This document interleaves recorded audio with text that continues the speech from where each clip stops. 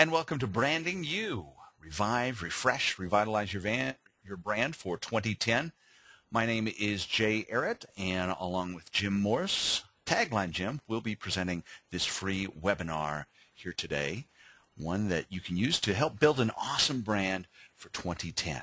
So we'll get started by introducing ourselves. So first of all, my name is Jay Arrett. My company is The Marketing Spot. I'm a small business marketing coach, consultant, speaker, blog author. I reside in a little town called Woodway, Texas, just outside of Waco, Texas. My website is themarketingspot.com. My blog is themarketingspotblog.com. And this is part of Build an Awesome Brand Month on my Marketing Spot blog. And I want to now introduce you to my co-conspirator in the Branding You project in the Build an Awesome Brand Month. Let's introduce you to Tagline Jim, Jim Morris. Jim, welcome to the webinar. Thank you, Jay, and thanks to everybody who's attending. My name, as Jay said, is Jim Morris. I'm known as Tagline Jim. I've been an advertising copywriter for about 30 years and have written all sorts of advertising, but I specialize in writing taglines.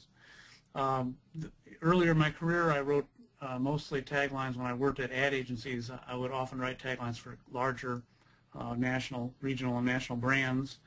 I wrote Bowls Liqueurs, if you've ever heard of them. I wrote a line for them. For Mr. Clean, I had a line for a while called what was it? The Man Behind the Shine. And perhaps my best-known tagline is for Flintstones. We are Flintstones kids, 10 million strong and growing. In the last maybe decade or so, I've been focusing more on small businesses and helping them with their tagline creation. And so that's kind of where I am right now in my career. So glad to be here today and hope we can be of some use.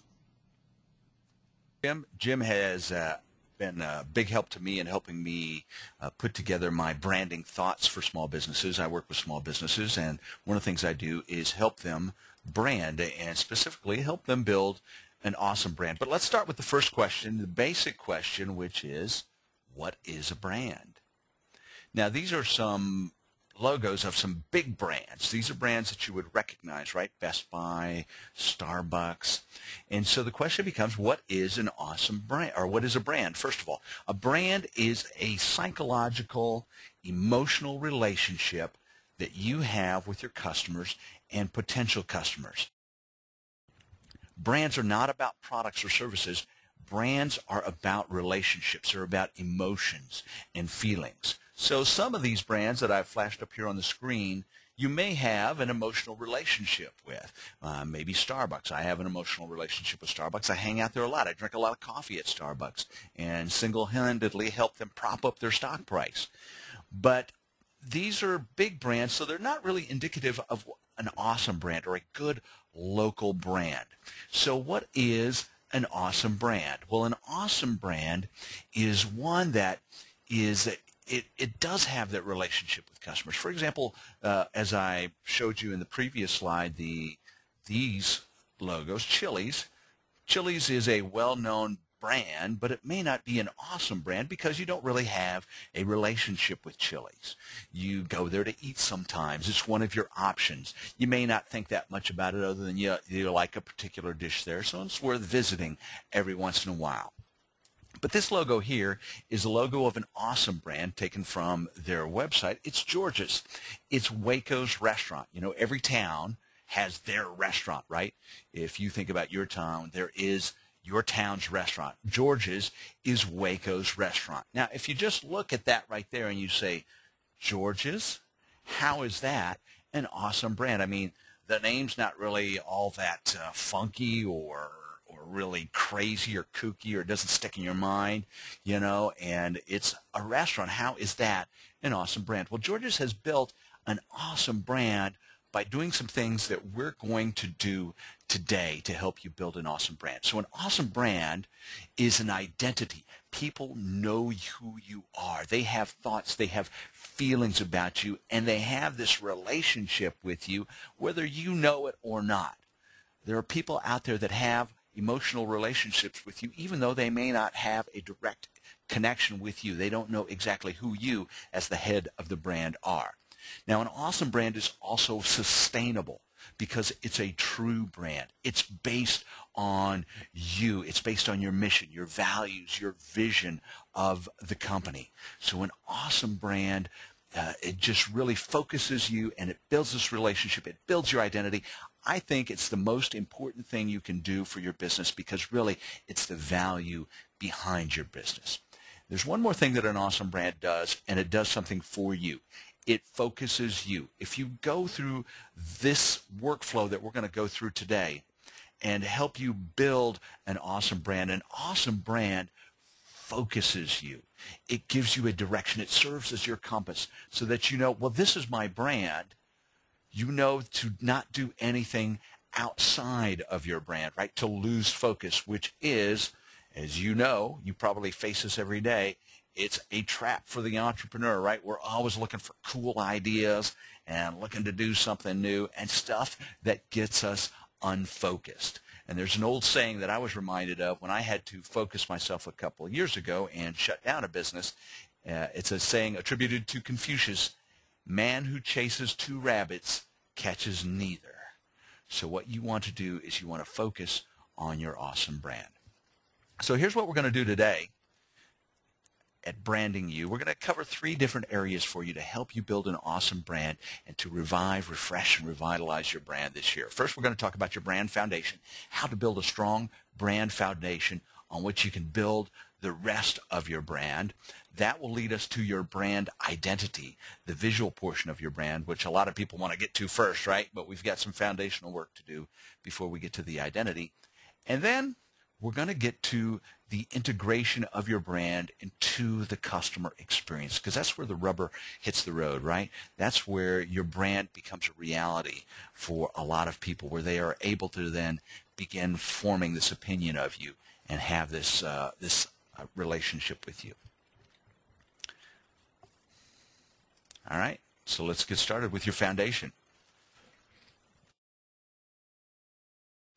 Now, by the way, some of the materials that we're going to cover in this webinar today, we will make available to you as a free download. And if you registered for this webinar, you will receive an email with the downloadable worksheets and a workflow worksheet. And I'll show you that toward the end of this webinar. But first, let's start with how you create your awesome brand. And the very first fundamental thing you must do to get an awesome brand is to first make a promise. Make a promise to your customers.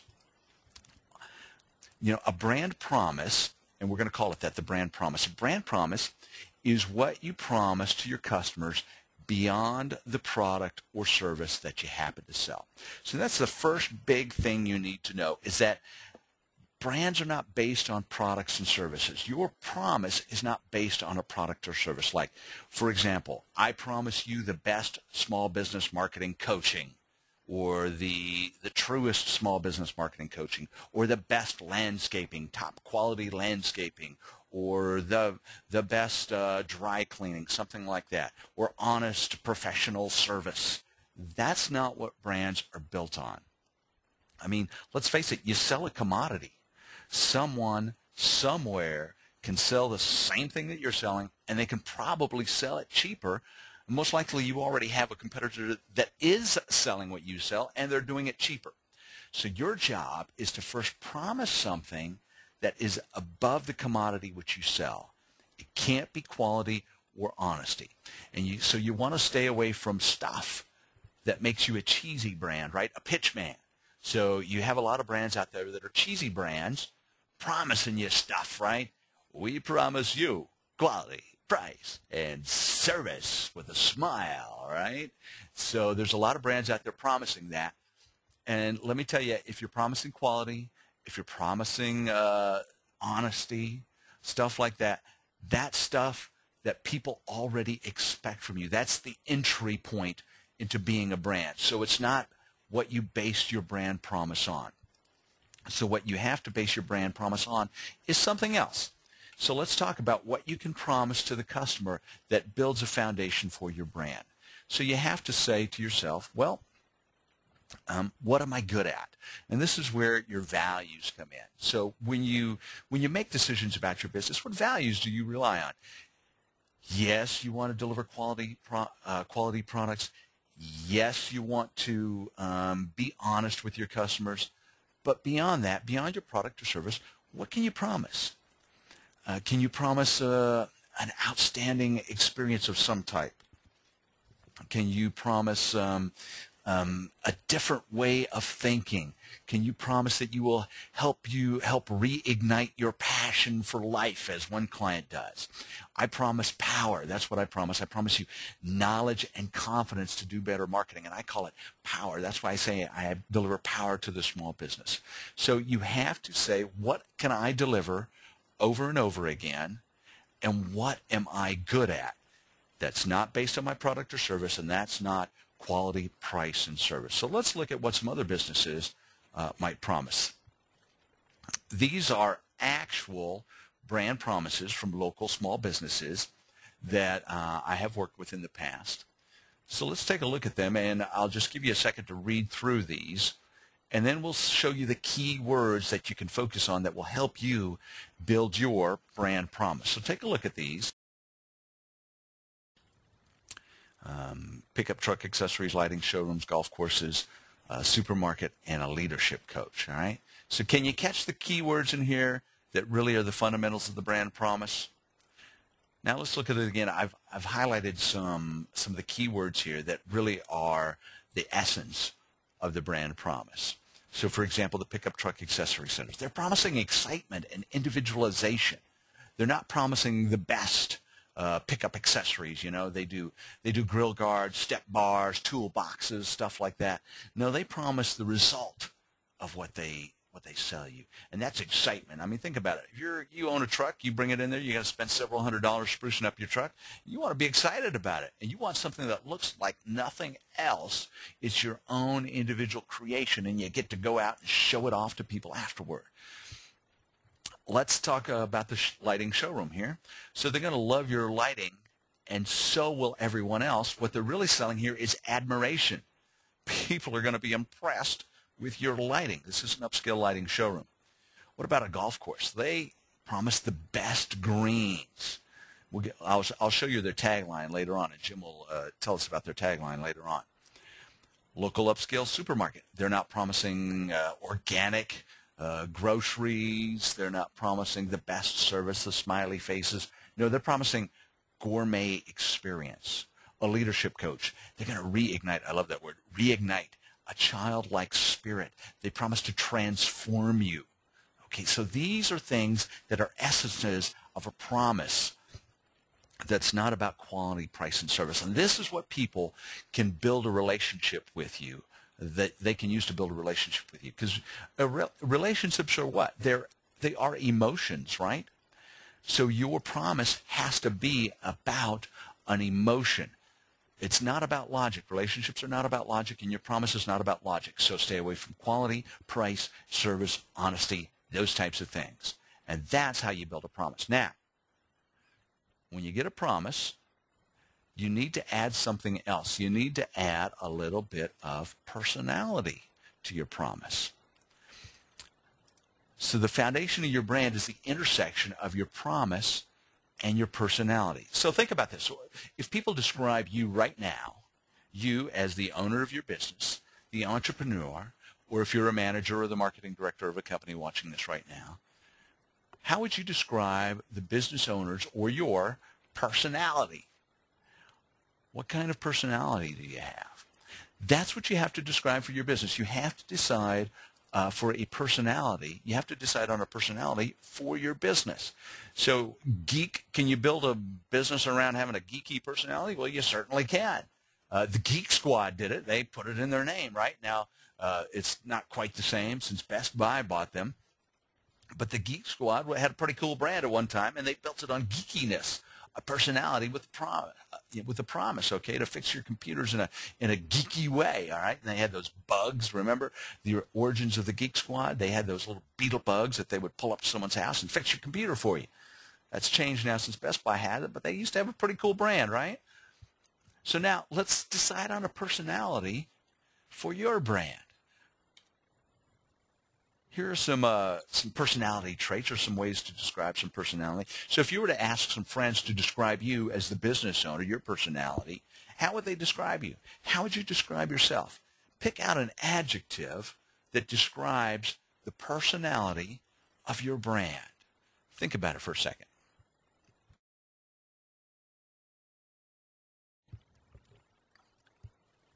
All right, so there you have the foundation of an awesome brand, a promise with a personality. All right, that's the first part of your brand. Now we need to be able to communicate that brand foundation and also help you out with well, let's bring in our second presenter, our other panelist in this project here, Branding You, our second professor of branding, if you will. It's time to bring in Jim Morris, and as we do, we're gonna ask you a question. It's poll time, so let me launch this poll for you.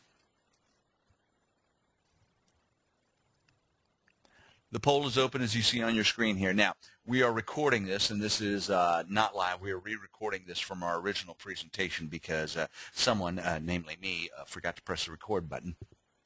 So Jim and I are recording this. So in our first poll, when we did this live, it was pretty evenly split between all the answers, and we even had a few people who thought that it should be as long as a piece of string. So let's bring in Jim Morris right now. Jim, can you tell us the answer to this question? How long should a tagline be?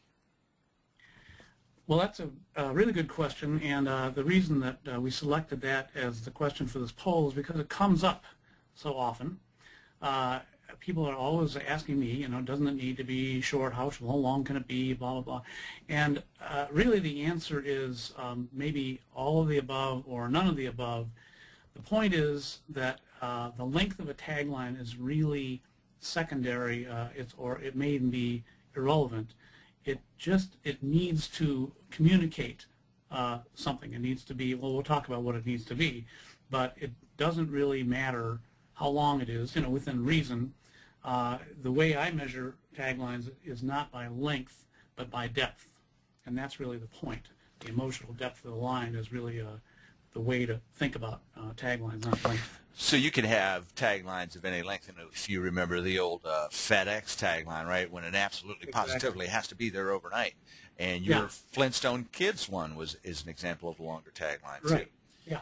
All right, so Jim, I'm going to go ahead and turn the control of the webinar over to you so that you can show your slides. So if our viewers will bear with us for just a second while we make the transfer to Jim. Very good. Okay, hang on one second here. And boom.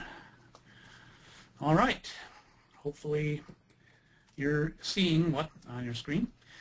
And that's the question that we need to answer first when we're talking about how to develop a tagline, a good tagline, is first of all, what is it in the first place? A stipulative definition of a tagline is that it is a small set of words that sits in proximity to your logo. That just means that generally it sits, it's the set of words below your logo. It doesn't have to be below. And more importantly, it is designed to express, encapsulate, articulate, or otherwise allude to your brand's differescence, being a word I've coined to describe kind of the intersection between Jay's brand promise and brand personality. It's kind of where those two things meet. And understand that this is not a math class, so we're not talking about a precise point where they meet. It's an intersection, but it really, I like to say, it's kind of lands you in a neighborhood of nuances, and that's the area where you find really good taglines in some scheme of things.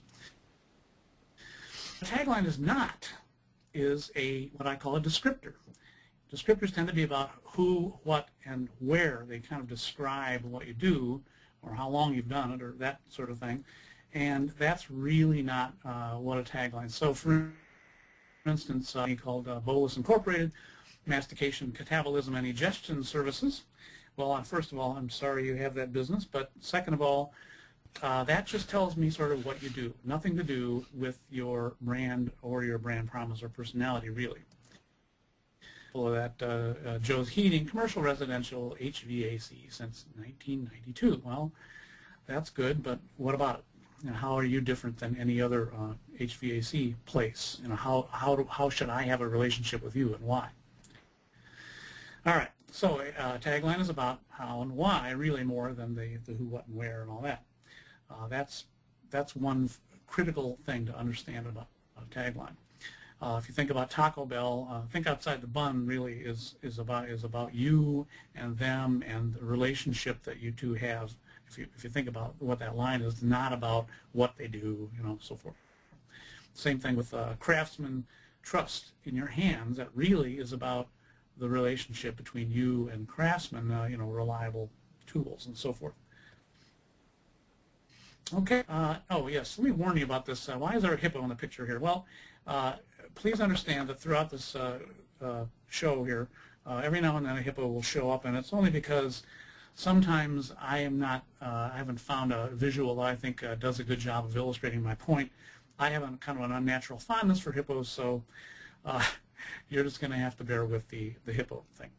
So anyway, the best taglines are often more about the customer than the company. The arrow, you point the arrow kind of emotionally from you to your customer rather than the arrow pointing towards you. You know, the lines that are we do this and the best and the blah blah. That's talking about yourself, and really it's more important that you talk about your customer, the benefit you offer him, or the relationship you have with him or her. Some of the great taglines are all really pointing the arrow toward the customer. If you think about it, they address the customer and they resonate with the customer. So, you know, Nike's Just Do It, Got Milk, Apples Think Different, or as Jay had mentioned before, when it absolutely positively has to be there overnight. That's a concern of the customer being expressed, and the implication is FedEx addresses that concern, but it isn't we're the fastest, you know, we're the whatever that shipping business line that some other competitor had. It's all about them and not about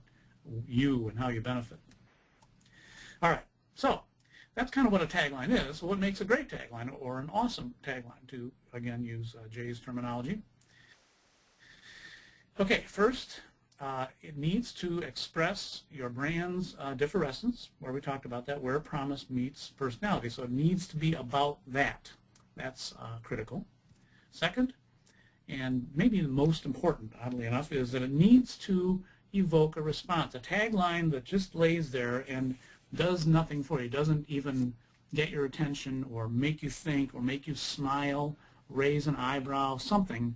You know, this is very, very subtle stuff, so I'm not even talking about consciously necessarily. But if your brain doesn't even register the thought expressed in the tagline, you don't have a good tagline. So, and then the third thing is it needs to be sticky, needs to be memorable, needs to stay with you to some extent, and that's really a function of the evocativeness of it as much as anything. And also it has to do with if you've hit the differescence, that's going to mean something to your customer. So stickiness is important. So differescence, evocative, sticky, how do you do that? Well, here's a partial list of some of the things that need to be accomplished in order to have a chance of coming up with a really great tagline. First of all, and we've talked about this a little bit already, but the notion of hitting on a brand truth, something that is true about you, maybe not true about competitors, and is meaningful to your customer is really critical. And sometimes brand truths are even transcend the brand and are kind of life truths. If you think about Nike's Just Do It Again, the reason that tagline is probably the most often invoked tagline in the world is because that thought, as simple as it is, absolutely speaks of an entire philosophy, an entire way of being in the world for very active people. And so when you talk about something resonating, that resonated big time. That was not just a brand truth, but kind of went beyond the brand. Okay, in addition to that dimension of a tagline, it also needs to be what I would say is genuinely clever is a good thing. It doesn't have to be all of these things on the list, but it needs to be some of them. And cleverness is always a very valuable thing. People tend to dismiss cleverness as kind of superficial and stupid, but that's because they mostly are thinking about things that aren't really clever. They're kind of faux clever. There's an awful lot of that. Bad puns are not clever. They're bad puns, you know. So that's not necessarily cleverness. It really is something that kind of catches your brain and hooks you a little bit. Likability is another really good thing to have in the thought that you express about your brand. Likability is something, there are studies that show that that particular characteristic in relationship to a brand is the most important single characteristic. So that's a big one if you can make it likable. And then the rest of these, rhythm, rhyme, consonants, assonance, alliteration, parallel construction, those kinds of things, that's all language talk for things that flow, that have some bounce to them, and so forth. So that's some things you can do. Here's an example of a small restaurant in my town, Evanston, Illinois, Lulu's, which serves up a variety of Asian cuisine. Their line is dim sum and then some, which to me is, even though it's a very subtle thing, and you might not even think about it, it's a very friendly line. It's not just a descriptor, because it sounds like they're saying, well, dim sum, which is a certain kind of Asian cuisine, and then dim sum and more. Could have just said that. But dim sum and more would have been a descriptor. Dim sum and then some says something slightly different, and that's what I talk about, this neighborhood of nuances. The dim sum and more isn't in that neighborhood. But if you just shift the nuance a little bit and then some, now you have a kind of a friendly, inviting, kind of a fun playing with the word some. All of that actually speaks volumes in a very, very quiet, almost unconscious way about that brand and about the relationship you might have with them. You like them now suddenly. So that's an example of that. All right, so how do you, get to a great tagline?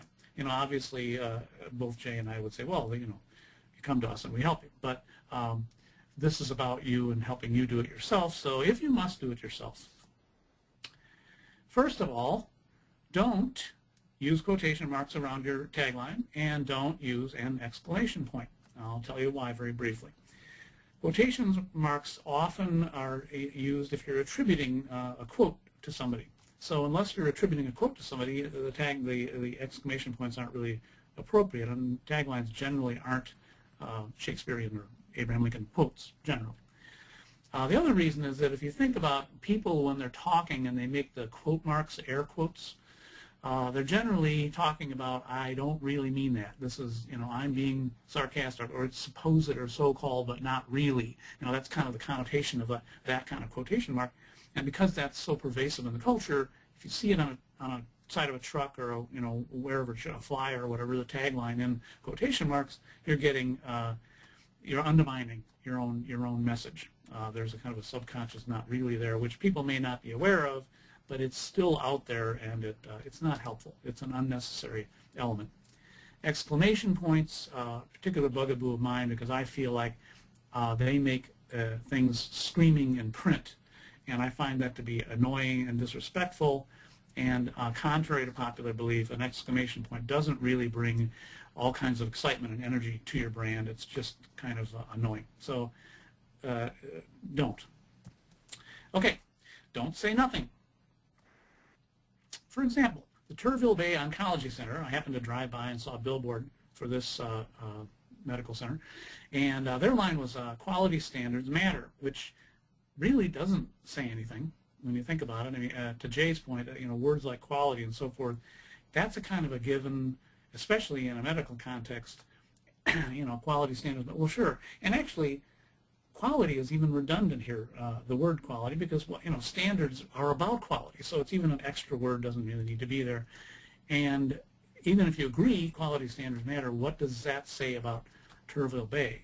It's they need to kind of lay claim to something about the quality. Don't say everything.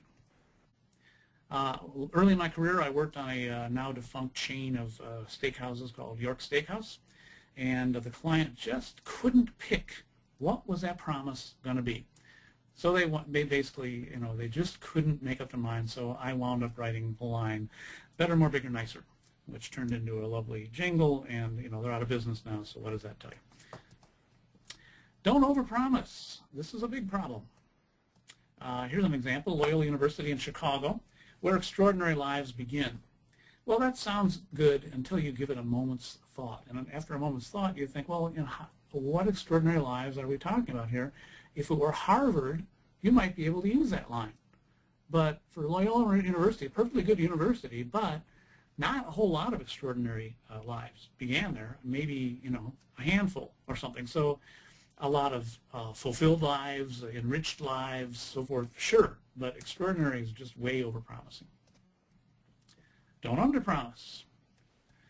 Delta Airlines used to have the tagline, "We get you there," which, to me is more alarming than anything else, because I would have figured that's pretty much what an airline is for and shouldn't really be what their brand promise is. It should be something beyond that. So that kind of stupid, I thought. All right, cliche. The words innovation, life, and solution are all cliche terms. They managed to pack all three of them into this line at the Midwest Energy Cooperative. So that's bad. I don't think I need to belabor that point.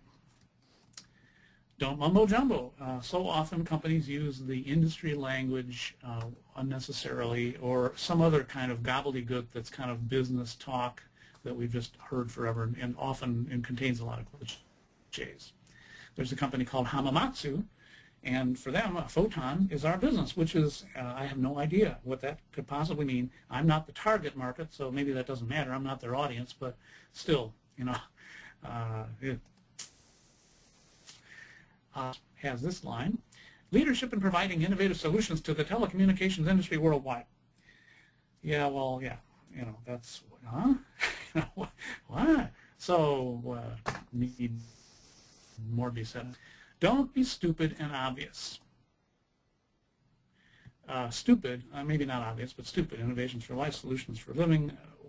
What the heck? And, okay, while you're at it, here's some things you should do. Do include the tagline in the design of your logo when you get to that point. And, for instance, my logo, tagline Jim, includes the tagline kind of organically incorporated into as if it's all one piece, which makes it seem like I have a cohesive brand, which is, remains to be seen. But that's a good thing to do. Long story short for me is because a brand isn't just a logo. It's a success story based on the relationships that a brand has developed with its company, or the company has developed with its customers. And the tagline is a way of sort of doing that, telling that story in a very short form. All right, and speaking of that, this slide probably should go before the other one. Do create the tagline before the logo. Good to go through all the thinking that you need to go through about what your brand's differentiation is, what the promise and the personality are, before you develop the logo. The designer will be very much helped out by knowing what your tagline is when he gets to working on, or she gets to work on the logo.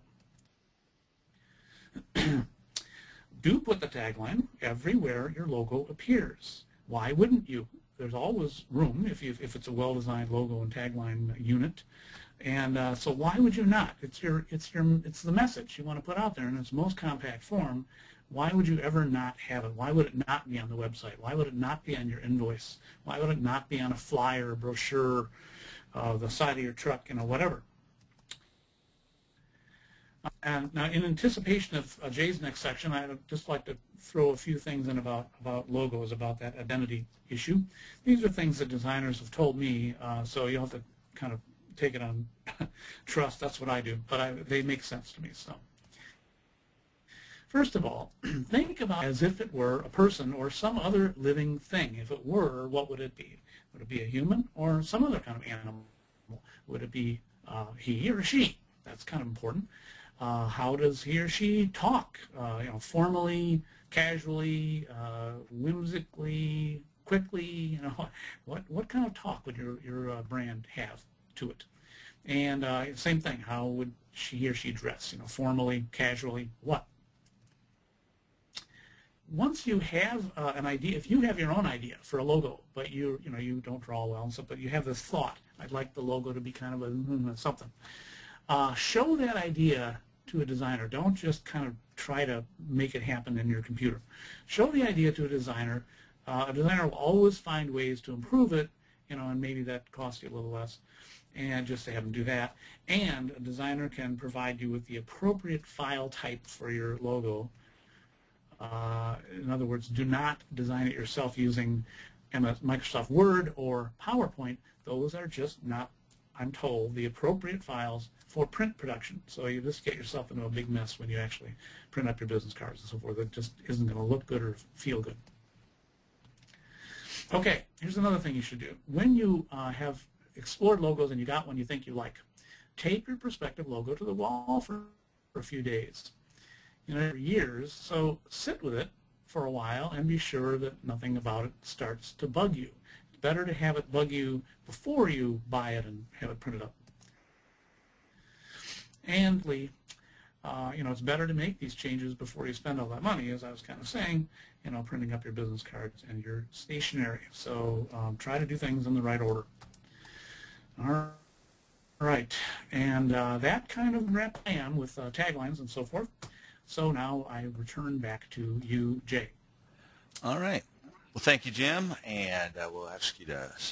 Well, Jim's going to stick around, and he's going to grade some taglines, some small business taglines here for you in a few short minutes after we get to talking about logos, because we are going to talk about logos. And Jim, you before Jim mutes himself here for a couple of minutes, a couple summers ago, Jim. Let's talk a little bit about the importance of the tagline, because a couple of summers ago I had you on my podcast, and you told me that the tagline was the most important was your most important brand communication tool, and it's kind of a dual-purpose communication, right? It communicates the purpose, or it communicates your brand to both the customer, and it communicates it to you too at the same time. Absolutely, and that's a really important thing about a tagline. People are questioning the value of a tagline. Well, first of all, just going as an owner, business owner or marketing director or whatever, just going through the discipline, the process of trying to come up with a good tagline, you will learn more about your brand doing that than you knew before. A lot of value. You'll have an insight and a deeper understanding of your own brand just by going through that process, because in the process you will eliminate all sorts of what might seem like good taglines, but they're just not right for your brand, and you'll get a sense of that when you go through the process. So yes, it helps you understand your brand. It also helps your employees understand the brand. They know what the rallying cry is, or the most important thing about what they offer the customer. If they can see that in print every day, on the wall, the window of the office, whatever, it's a really good focusing reminder for them about what your company is about. And Jay will talk more about that and brand integration in a little bit. So that's really critical. And then additionally, for your customers, a tagline is a very helpful thing, because I always like to point out that just a brand by itself is kind of an amorphous thing, because it's not articulated in a particular set of words yet until you have the tagline. And the tagline functions as what I call a brand handle. It helps you get a handle on what the brand is about. And so for all those reasons, of course I would argue that taglines are invaluable, but those are some reasons why. Well, Jim mentioned that you should always include your tagline with your logo. So let's talk a little bit right now about your identity. So let's get into the identity, which, nice there. Let me get on to logos, because that's what people think of first as the visual identity of your brand. And Jim mentioned earlier that you should create your tagline before your brand or before your logo, because it might help you direct you to which logo, because you're always going to put your tagline with your logo. So these are some very well-known logos. And let's just talk about getting a logo, or the start of the visual identity, the visual representation of your brand. So the first point I want to make to you is that people tend to overthink their logos, okay? They tend to think that they have to have this deeper meaning, and I'm going to tell you that they don't. Let's just look at these logos right here, and let's see, what do you think are the most important elements of the logo? For example, let's take a look at the Google logo. Okay, let's highlight the Google logo right here. All right, so tell me about that logo right there. Wow, how much did they spend to get that? Google in all different colors, right? That's you know, I could have designed that logo from Word, as Jim said. Don't do it in Word. That one could have been from Word, but there you go. One of the biggest brands in the world, one of the simplest logos in the world, maybe one of the most unimpressive logos in the world. So people tend to overthink their logos. But if you'll notice, what are the biggest characteristics, distinguishing characteristics of a brand, of a logo? It's the logo type itself. Look at Aflac, UPS. Starbucks. Okay, so Starbucks is a green circle with a sea siren in it. What does that mean? Does that mean upscale coffee experience? Starbucks changed the way we drink coffee, but look at that logo, right? If you had a bunch of people sitting in a room and say, let's get a logo that talks about the essence of our brand, what would you have come up with? Well, you might have come up with something that's like this. Now, there's nothing wrong. There's nothing wrong with this logo right here, okay? But what is the meaning behind that logo? Well, I'll tell you what the people, this, by the way, is the logo of the Baylor Business School, the Hankamer Business School at Baylor University, which is here in Waco, Texas, and where I graduated from. I went to the Baylor Business School. But this logo was designed to convey the concept of three parts comprising a Baylor business education: theoretical learning, experiential learning, and values. Do you get that from looking at that logo? Does that scream at you? The emblem is a gold form, or a globe form, which signifies the global nature of Baylor business education. Okay, so what you have here is a classic case of logo overthink, right? Where you think this logo has to have this deep meaning. Now, that's okay if you want to do that for yourself, but understand that your customers will not get that from your logo. So don't overthink your logo. Here are some examples of real small business logos created locally here. I was involved in creating all these logos using a service I'll show you here shortly, and how you can get a logo just like this. So notice how these logos, what's the most important aspect of these logos? Well, it's the logo type. Now, you need some iconography in there also. You need something that's a visual representation, I believe. That's my opinion. But the most important part of your logo is going to be this logo type, right? This part right here. This part right here, okay? It's this unique font presentation that you need that really will set your logo apart. So you need to have your name in the logo, and it needs to be done with a unique font. So if you open up Word, and you can choose a font in Word, you don't want to use that font. What you want is a unique font that's not widely available to everybody. And you can find those through your designer. You ask your designer to pick you out a unique font, but you can also find your own at a site such as myfonts.com, or you can search for fonts online. But use a reputable font source so that you don't get some type of adware or malware with your font when you download the file. You should, by the way, have to pay for your fonts. If you get free fonts, be very suspicious about that. You want to have to pay for your fonts. They're not that much. So pay for your fonts and make sure that you're getting something good. I recommend myfonts.com. So let's talk about how you can get a logo. How you can get a logo like this, professionally designed logo, and get it cheap. Now, all these logos right here were created for $300 or under. I think actually one was created for $400, but all these were created for $300 or less, using a service called CrowdSpring. Except for the Cody Malone logo. He's a local bass angler, a professional bass angler. We designed that in-house. But the rest of these were designed using a service called CrowdSpring at crowdspring.com. It's this open source place where amateur designers compete for a prize, the prize that you bid to create your logo. Now, I think I've got 2 in the works right now. We're making a final decision like that. I've done 9 logos on CrowdSpring, all for $400 or less. The minimum bid is $200. You can get a good one for $400. You can bid as much as you want, but the minimum bid is $200. So you can get a good logo on CrowdSpring and have up to 100 different choices of logo options by using this source. Now, just to let you know, give you the disclaimer of my relationship with CrowdSpring, I have no relationship with CrowdSpring other than I spend money with them to get logos for my clients. So I'm not getting paid to promote CrowdSpring for you. In fact, I pay money to CrowdSpring to get these logos for my clients. So how can you get a good logo using a service like CrowdSpring? And there are a couple other ones out there like CrowdSpring. I think the one that comes to mind is 99 Designs that are sort of like this. So you present your logo project on CrowdSpring, and you say, I'm willing to pay $200 plus a 15% fee that goes to CrowdSpring for my logo, and here's how you do it. The first thing you do is you start with a creative brief. Now, actually, what you really start with is your brand foundation, your promise, your personality, your tagline, and then you use that. Now that you know your brand's differentiation, your brand's foundation, you can begin to get the visual identity of your brand, and it starts with a creative brief. I'll show you how to create one. And by the way, this stuff will be in the downloadable worksheets that we will email to you if you haven't already received them in a previous email. So you don't have to write all this stuff down if you don't want to. You'll receive a follow-up email that shows you how to download all this information.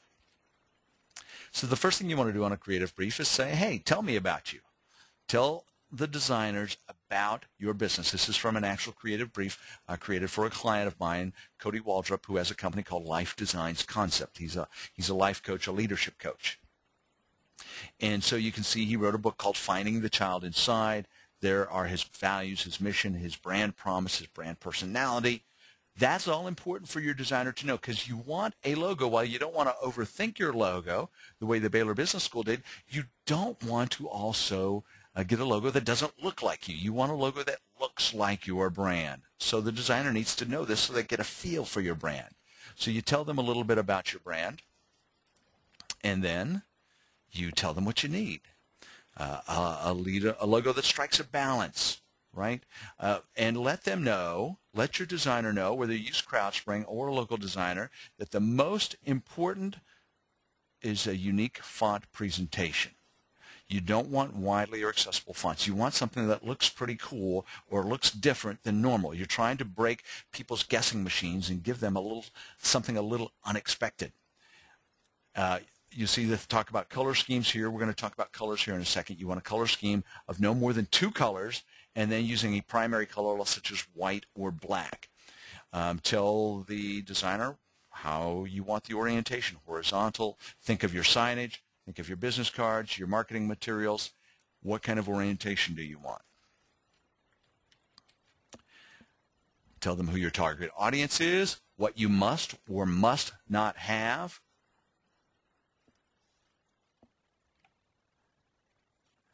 Now let's talk a little bit about colors. Colors have meaning. They evoke emotions. So you want to pick colors. Now you may already have some colors in your business, or maybe this is an opportunity for you to rethink the colors that you have on your business. So you want to use, remember, colors that elicit the right emotions, but also colors that have the right meaning for you. No more than 2 colors. And I'm going to give you a resource that you can use to help you choose the right colors. Here's a shortened web address that I've created that will help you go through to a much longer web address. So go to budurl.com/cmeaning, and you will find a color wheel that helps you choose the right color based on the emotions that you want to evoke for your business. For example, my business, the marketing spot, I use red as my primary color.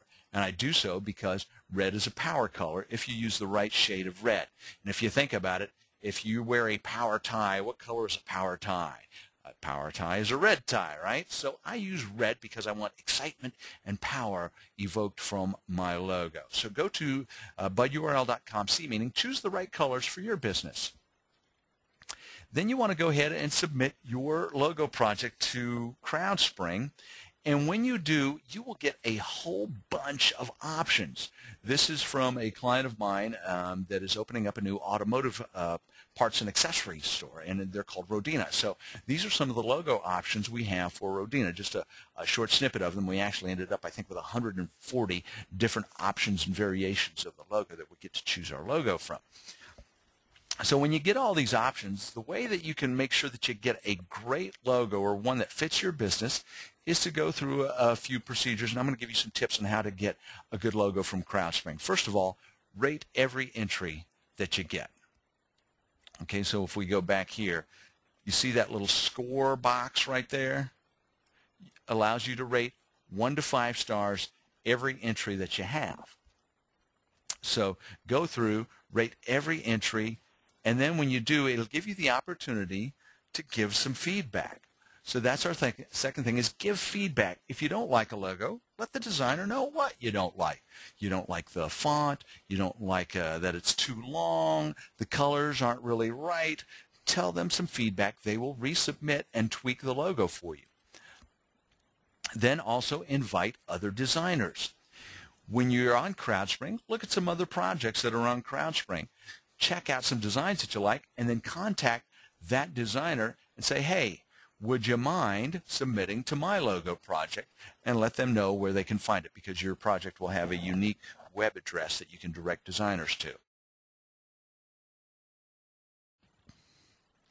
So now when you get your logo, you got your colors, you got everything, it's time to start using your logo on and the rest of the things that are your visual identity. For example, your website. This is my website, and my website kind of looks like my logo, right?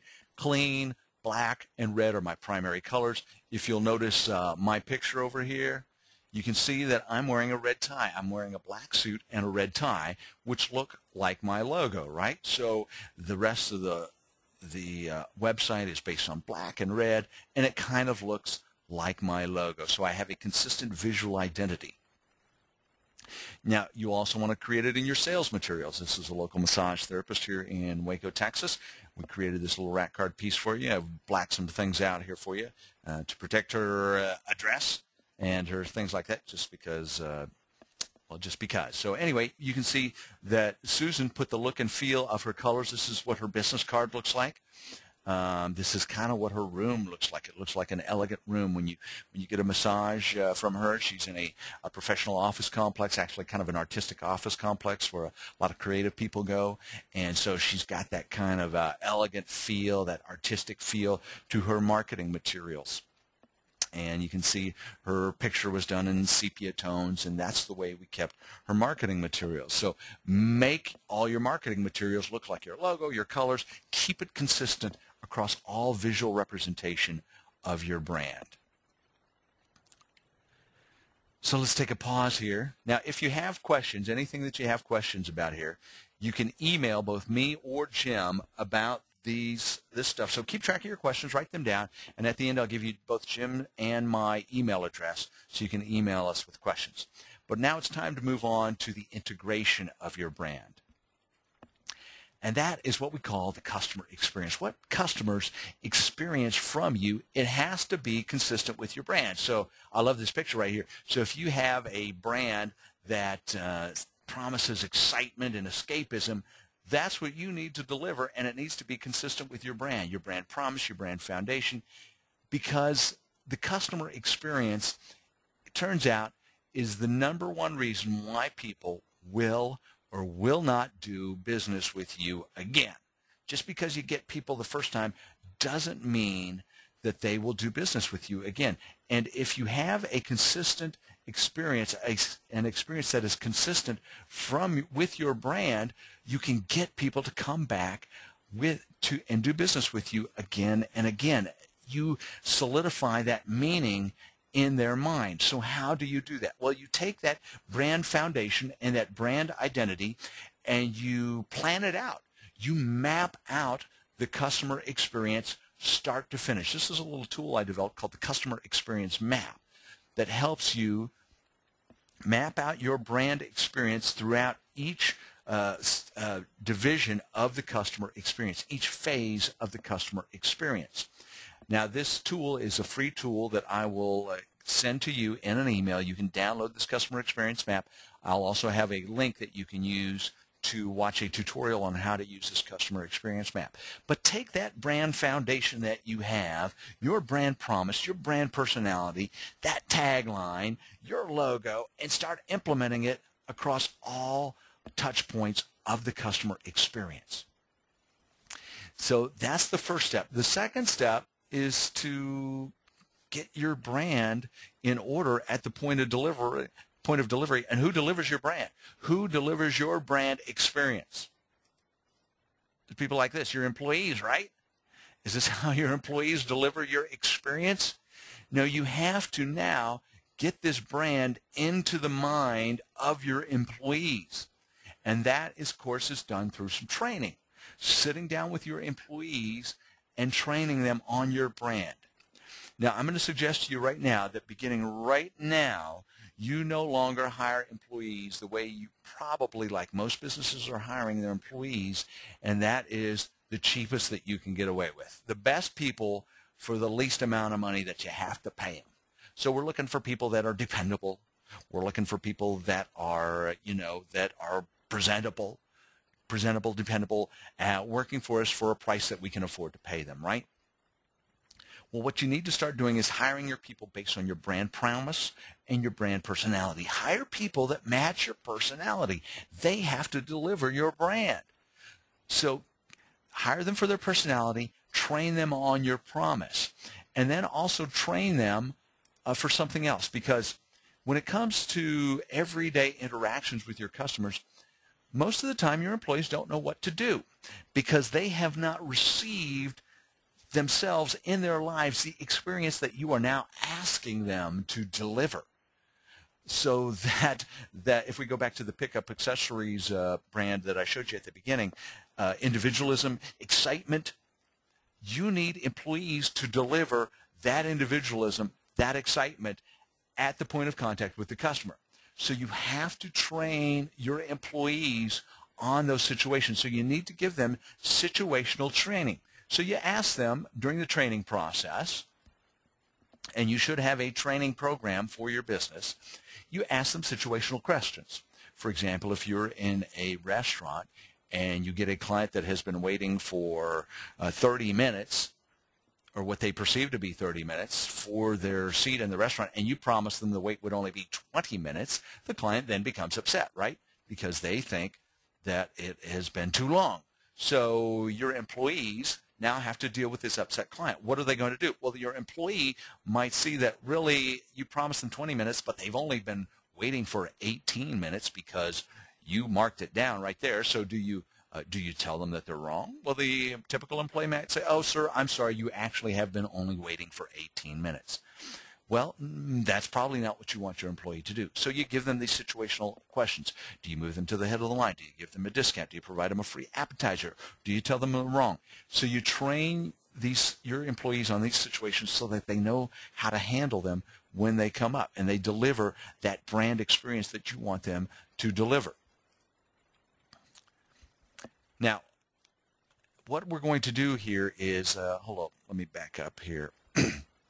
Once you have these situations in hand, you have your people trained, you can now create this awesome brand, start to finish, and build this identity with customers. Now, we've covered a lot of subjects right here. You probably have some questions, but I want to let you know that in the packet of materials that we email with you, you will get this workflow that we have gone through today because we've covered a lot of things. So I've put it together in a workflow worksheet here just to help you go step by step, spot by spot, help you create things one thing at a time so you don't have to tackle this big hippopotamus. Jim, did you like that? I threw the hippopotamus in there. Hey, Jay. Yes, sir. Can I interrupt your flow for a second? In talking about the brand integration thing, it occurs to me that, I mean, everything you said makes perfect sense, and my mind wandered back to the Turville Bay Oncology Center that I was talking about, where quality standards matter. You know, I'm thinking, think about the unintended implications or consequences of that line. I'm guessing that they meant quality standards regarding the kind of doctor, how good a doctor they are, the technology, all the medical aspects of an oncology center. But when you see quality standards matter as a customer, as a patient or whatever, you don't necessarily make that distinction. Suddenly quality standards really needs to apply to all aspects of the experience, to your point, where it's the facility itself, the environment, the decor, does the parking lot have potholes, and little things like that. And again, to your point, employees, they need to be quality employees. They need to be articulate and polite and helpful and all that sort of thing in order to support this notion of quality standards. The processes even, is the billing a hassle? Well, that doesn't reflect a quality standard. Yeah. So the ripples really go out a lot, and that's seeing it from the point of view of the customer, and that's what you need to do when you're integrating the brand. Excellent points, Jim. Wow, so we've been at this for a year, or not a year, it seems like a year, maybe just an hour though, right? So you probably have some questions, and if you do, it's okay to contact us with your questions. And you can do so at our email address, which is, let me see if I can get to our email address here real quick. We're going to go to, I'm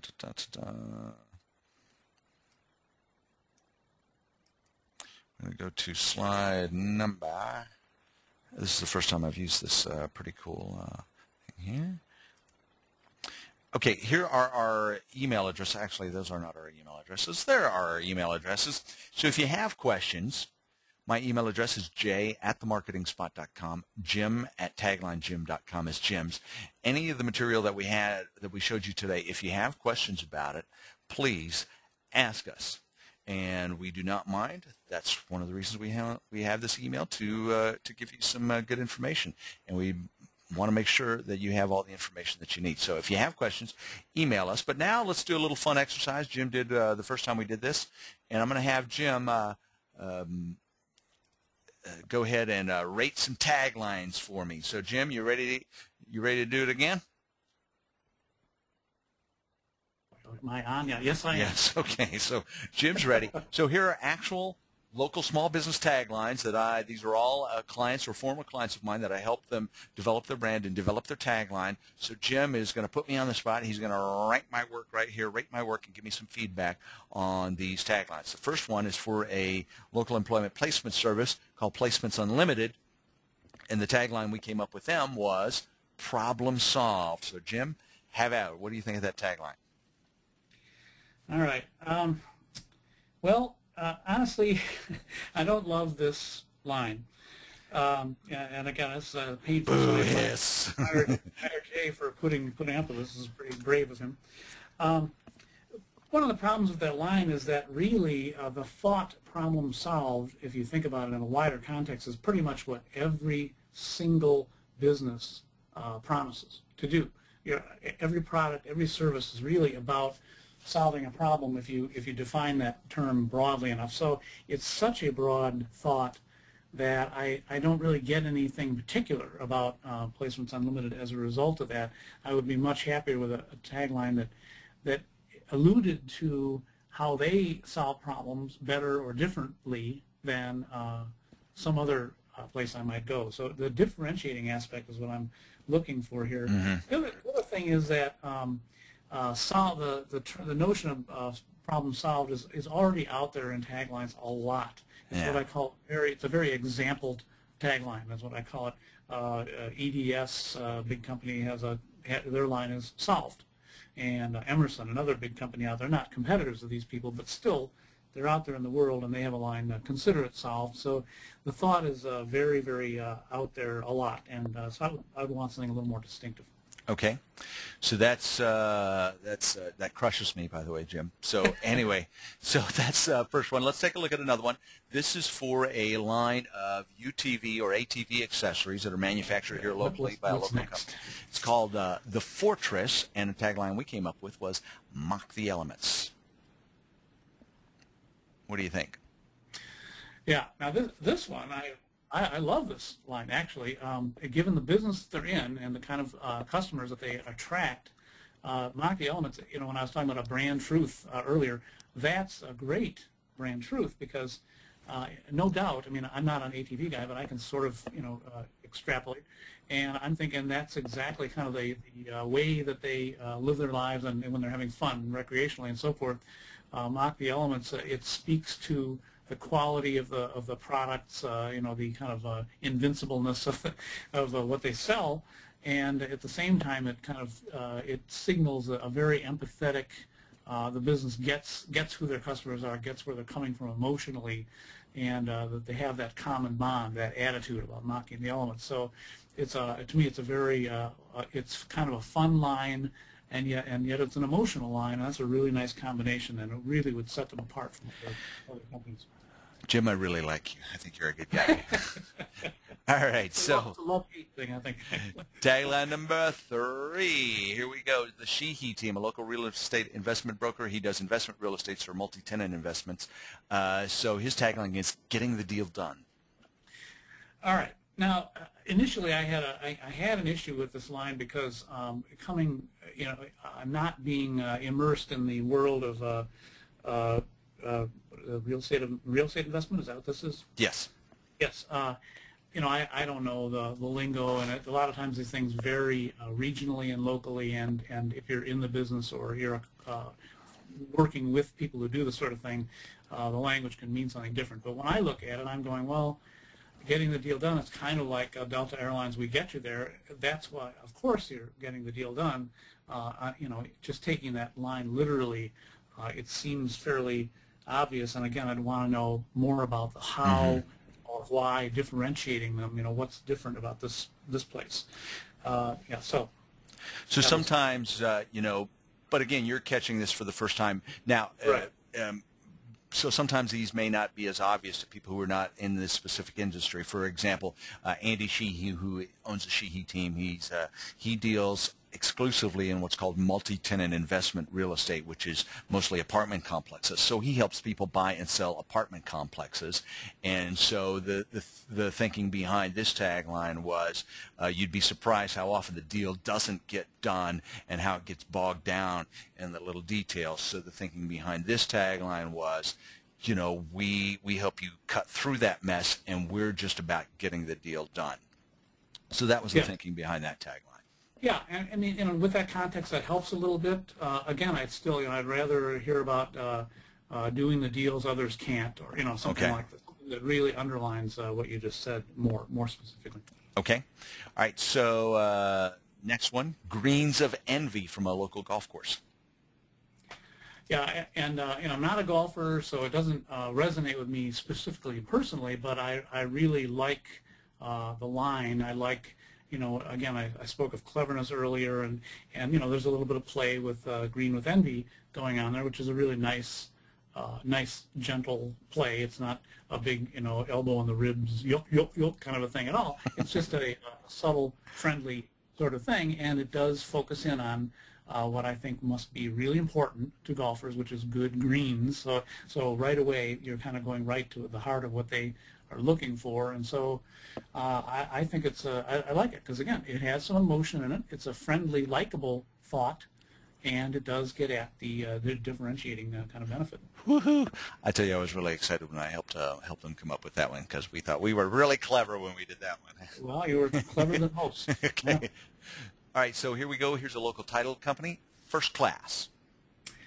All right. Now, again, title companies are, my experience with title companies is sitting in a room for seemingly, endless amounts of time signing paperwork that I didn't know what it said. So I'm not that, into that world. But when I look at that, again, from the outside, if I'm a first-time home buyer who's using this title company for my purchase or whatever, First Class, I'm going, well, okay, First Class, yeah, that's good.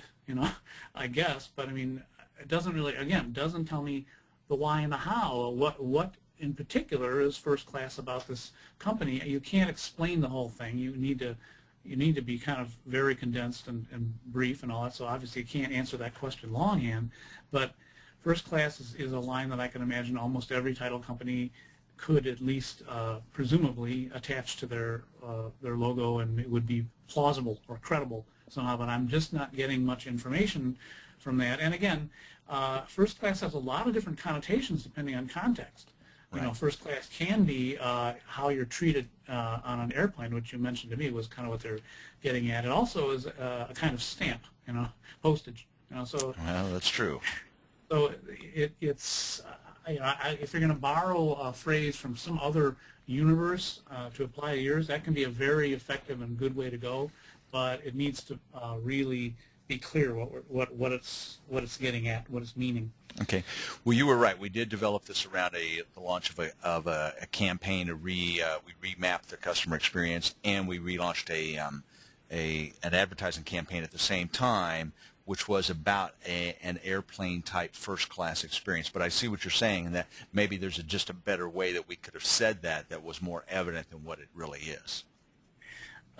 Maybe, but again, knowing that there's an ad campaign that this tagline was kind of tied to or dependent on makes a big difference, because if you can assume that people have seen that advertising, then the advertising has helped the customers, the audience out there, to interpret the line in a certain way, which if you just hear it in a void, you don't have the benefit of that, so then that can justify it.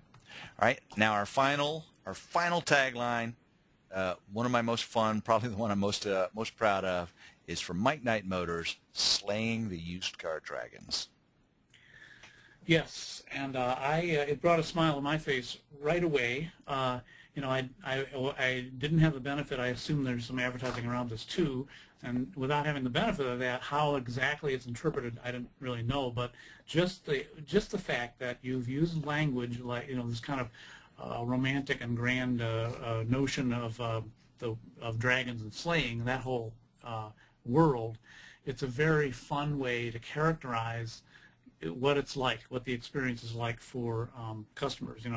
Everybody knows that it's kind of it's not a fun process, and you're up against people who are stereotypically kind of sleazy and all this kind of thing. So to acknowledge that in the line, first of all, that there is that problem with used cars as a category, and then to say that you're slaying these dragons, which I assume are the sleazy salesmen and the processes and what they put you through, it's great. I mean, it really it stands out, very differentiating. It's again a very likable thought and so forth. So I love it.